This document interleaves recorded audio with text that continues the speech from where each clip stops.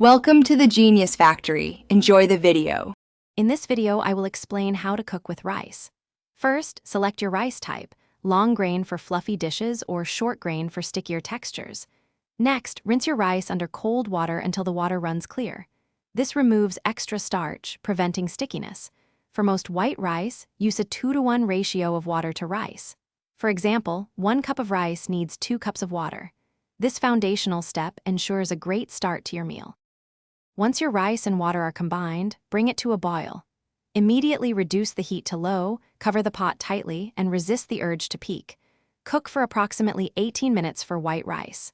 After cooking, remove the pot from the heat and let it rest, still covered, for 10 minutes.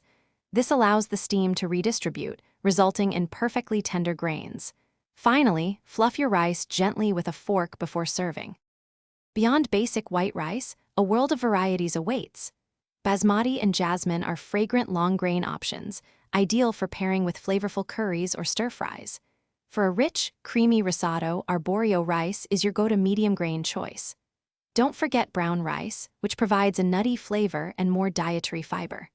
Remember, brown rice typically needs more water and a longer cooking time, often around 45 minutes, for optimal tenderness.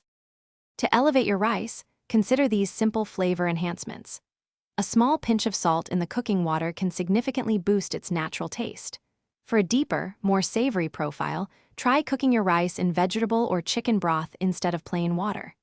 After cooking, stir in fresh herbs like parsley or cilantro, a knob of butter, or a squeeze of fresh lemon juice for a bright, zesty finish.